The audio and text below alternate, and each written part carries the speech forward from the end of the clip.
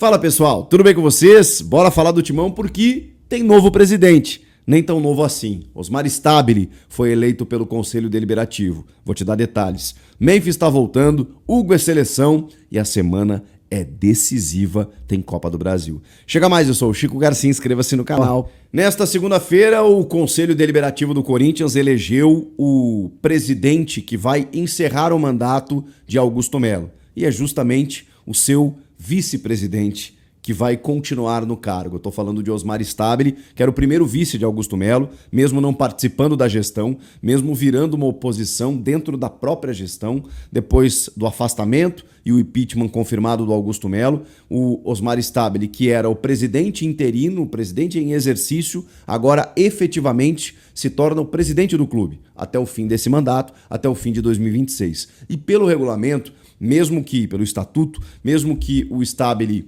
mesmo que o Corinthians, né, não tenha previsto lá no seu estatuto a reeleição, ele ainda pode concorrer. Exatamente porque acaba cumprindo ali um espaço, uma lacuna como um mandato tampão, e ele pode concorrer no pleito ao fim de 2026, e aí seria um presidente que teria mais tempo do que os demais, caso ele seja eleito mais uma vez no fim de 2026, mas aí ele vai depender do sócio torcedor, né, os votantes ali que estão aptos a realizar o pleito. Porque nessa votação do Conselho Deliberativo é o que a gente chama de uma eleição indireta.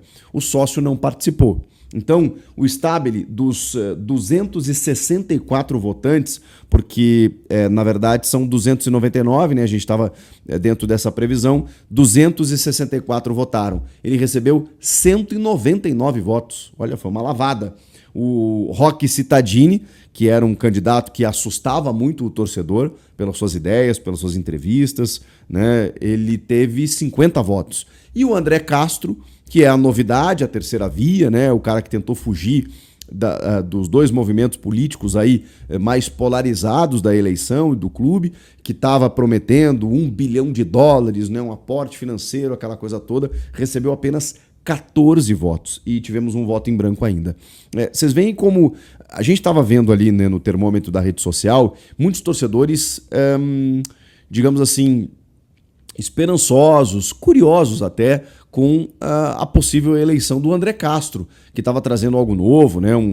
Um aporte financeiro muito grande para pagar já o transfer ban, 500 milhões de forma imediata, a holding, né? Que não é um banco, né? Um banco é um grupo, um conglomerado, né? de factoring, né? Que são aquelas empresas que compram créditos e pagam à vista para depois assumir a dívida, né? O que faria com que o Corinthians tivesse um dinheiro imediato, mas esse dinheiro seria captado ainda por essa holding. Então, assim, várias manobras, né? Tudo dentro, pelo menos no projeto, tudo dentro da lei.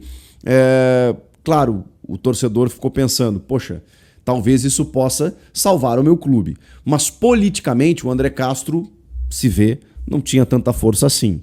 Então por isso que a gente ficava até difícil de prever alguma coisa, porque daqui a pouco para o torcedor empolgado em ver um investimento alto no clube, ele poderia votar no André Castro, mas não era o caso dentro desse formato da eleição. E às vezes faz parte de um posicionamento político para ali na frente, quando ele se candidatar e aí sim for para o pátio, daqui a pouco ele tem um respaldo maior, as pessoas já conhecem, porque eu realmente não conhecia o André Castro, acho que boa parte do torcedor também não, quando ele se lança candidato desta maneira, dando entrevistas e tudo mais, as pessoas começaram a conhecer um pouco mais. E a política é isso, né? É uma construção gradativa do seu nome, das suas ideias, dos seus projetos. Mas o Osmar Stabile era o cara que estava lá dentro, é o que a gente chama que tinha a máquina na mão, que já tinha conversado com as pessoas e que já tinha iniciado essa reconstrução do clube. Eu assim, fazendo algum juízo de valor, eu tenho pouca margem, pouca amostragem para analisar o trabalho do Osmar Stabile. Agora, eu preciso dizer que ele pegou o clube numa situação completamente adversa, o negócio pegando fogo, e ele chegou como um bombeiro ali para tentar solucionar algumas coisas. E ele conseguiu ali a extensão, a renovação do contrato com a Nike, por exemplo, melhorando ainda mais o contrato. Enfrentou o transfer ban, enfrentou algumas outras dívidas que ele teve que pagar, coletiva, de apresentação, né, como presidente oficial do clube. Ele foi questionado sobre o Fabinho Soldado, porque muita gente dizia que ele estava, enfim, pressionado no cargo. Bom, o Cittadini já tinha dito que não manteria, em outras palavras, né? O André Castro não tinha se posicionado, mas em princípio sim, manteria o Fabinho. E o Stabile disse que sim, que está acompanhando ele, que ninguém, não teremos mudanças no futebol. E isso vale também para um diretor estatutário, cargo que o clube não tem desde a saída do Rubão. Ele disse que não vai mexer no futebol agora e que o Fabinho está fazendo esse trabalho aí, está tudo certo.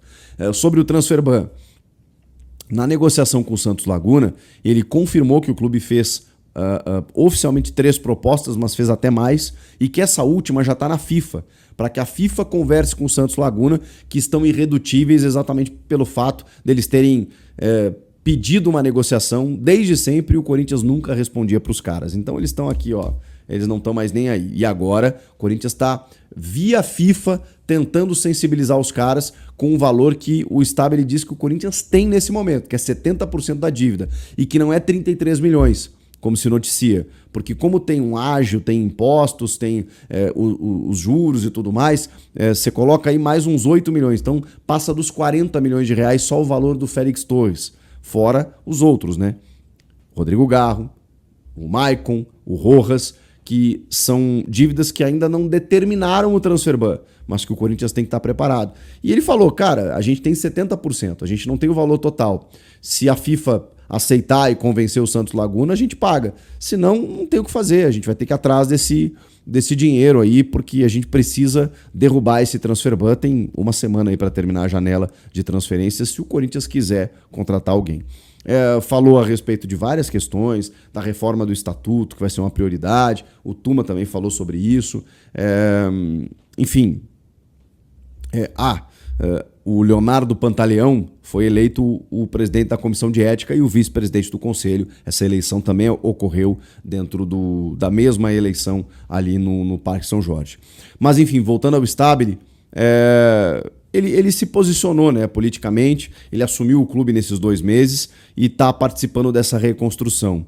Ele não quis dizer se, a partir de agora, o time vai ter contratações ou times, né, ou equipes mais modestas, ou se vai, enfim, investir no futebol para disputar títulos e tal. E aí ele deu uma curva, né? Diz que o Corinthians montou times modestos a vida inteira e foi campeão brasileiro, paulista, de Copa do Brasil, mesmo com times modestos, que isso não representa, né, o que é o Corinthians, que o Corinthians pode ter um time de estrelas ou pode ter um time mais modesto. Enfim. Então o Corinthians tem um novo presidente, né? Um novo que já estava por aí e que tem força no conselho e que tem a confiança das pessoas que lá estão no clube para que ele continue desenvolvendo esse trabalho. Osmar Stabile segue no comando. E aí no futebol, dentro de campo, nós temos uma semana altamente decisiva. E ela já começa com uma boa notícia para um dos grandes jogadores do elenco. Hugo Souza, convocado por Carlo Ancelotti para representar o Brasil nas eliminatórias contra Chile e Bolívia, dias 4 e 9 de setembro. E aqui tem um detalhe importante. Ele foi convocado junto do Alisson e do Bento, perdão. E o Ancelotti disse, sobre outros nomes inclusive, que alguns jogadores ele já conhece e que ele não precisava convocar dessa maneira, que ele precisava testar outros. O Brasil já está classificado e é normal que ele utilize esses jogos para isso. Fica a questão, será que o Hugo vai jogar? Porque o Alisson ele já conhece. Por que ele convocou o Alisson então se ele quer conhecer outros jogadores? Então daqui a pouco o Bento foi titular naquela goleada para a Argentina, né? Ainda sem o comando do Ancelotti, e ele convoca o Hugo Souza como um terceiro goleiro. A gente deduz, né, que seja um terceiro, né? Não sei. Será que ele vai ter oportunidade? Só que aí tem um complicador para o Corinthians. Porque a CBF alterou a data do jogo de volta contra o Atlético Paranaense na Neoquímica Arena, jogo de volta das quartas de final. O jogo de ida nessa semana na quarta-feira. O jogo de volta seria 11 de setembro, na quinta. Vai ser na quarta, dia 10 de setembro. Só que o Hugo está convocado para esse jogo contra a Bolívia em El Alto, na altitude, na terça-feira, dia 9.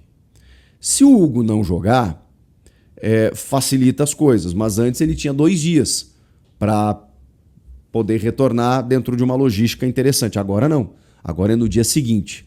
O Corinthians vai ter que fretar um voo para que o Hugo Souza volte, porque ele é imprescindível para o clube, para que ele jogue na quarta-feira. Agora, se ele jogar, é goleiro, né? Eu sei que tem uma condição às vezes especial, mas ele vai jogar na terça e talvez tenha que jogar na quarta. E tem que fazer toda essa logística para dar tempo. A CBF deu uma atrapalhada aí, porque na quinta-feira ele voltaria na quarta, teria um dia, né, para jogar na quinta. Agora não. Agora ele já tem que voltar no dia do jogo e para representar o Corinthians numa decisão, podendo o clube chegar numa semifinal de Copa do Brasil. Tá? Então tem esse detalhe aí com o Hugo convocado e a mudança de datas no retorno. A gente também teve como notícia nessa segunda-feira a renovação de contrato do menino André Luiz. Ele foi relacionado pela primeira vez no jogo contra o Vasco, não entrou, mas teve uma multa rescisória quadruplicada, o que indicou também uma valorização salarial para o menino que está desde os 9 anos lá no terrão e passou por todas as categorias. É um volante muito bem observado pela comissão técnica. A multa, que era fixada em 28 milhões de reais, foi para 112 milhões de reais para o mercado interno. E para o mercado externo, 100 milhões de euros, como normalmente esses novos contratos estão sendo feitos lá no Corinthians. Era 40 milhões de euros, foi para 100 milhões de euros. André Luiz foi relacionado e ele pode continuar recebendo oportunidades, porque assim, no jogo contra o Atlético Paranaense, por exemplo, os desfalques, Yuri Alberto, André Carrilho, José Martínez, o lateral Hugo e o Ranielli, que está suspenso. Então o Corinthians tem muitos problemas no meio-campo e o agravante do gramado sintético. Por que eu estou dizendo isso? Porque a gente sabe que o Rodrigo Garro está se queixando de dores no joelho, não jogou contra o Vasco como titular, entrou no segundo tempo, e o Dorival disse que vai ter que fazer com ele isso a partir de agora, porque ele está no sacrifício, ele está se doando, mas ele tem dificuldades. A grama sintética tem um impacto muito maior para o joelho. Vai sem o Garro, não tendo Carrilho, Martínez, Yuri, podendo não ter Memphis, não tendo Ranielli, e aí o André Luiz pode muito bem ser relacionado mais uma vez, pode ganhar até alguns minutos nesse primeiro jogo já. Fica difícil a gente prever um time aí, né? Mas agora o Maicon tá de volta, aí você tem Rian, você tem Charles, você tem o Bidon, você tem a galera toda ali para povoar o meio de campo. Não vai ter como fugir disso, né? Diante de tantas ausências. E aí tem o alento e a possibilidade do Memphis. Só que eu também me questiono se ele vai colocar o Memphis no gramado sintético, como em relação ao Garro. Pode ser que o Garro seja titular, já que ele não foi contra o Vasco, só que tem derby domingo. E aí, como é que você faz? O Mês, por exemplo, tá voltando de lesão muscular. Já mostrou a chuteira dizendo I'm back, baby, eu tô de volta. O Dorival disse que ele acelerou a recuperação. O clube diz que ele tá na transição física, ele já trabalhou com bola na sexta-feira, nessa segunda-feira também. Então, assim, ele, em tese, estaria à disposição na quarta-feira. Será que o Dorival segura? Só que ele já não tem o Yuri. Mas tem os meninos que estão dando conta do recado, o Guinegão e o Kaique. É um primeiro jogo. Você não pode tomar uma pancada de 3-0, porque aí fica difícil reverter. Agora, a gente está falando de um time de Série B que está enfrentando dificuldades na Série B. Até ganhou no final de semana. Mas está longe do acesso, por enquanto, o Atlético Paranaense.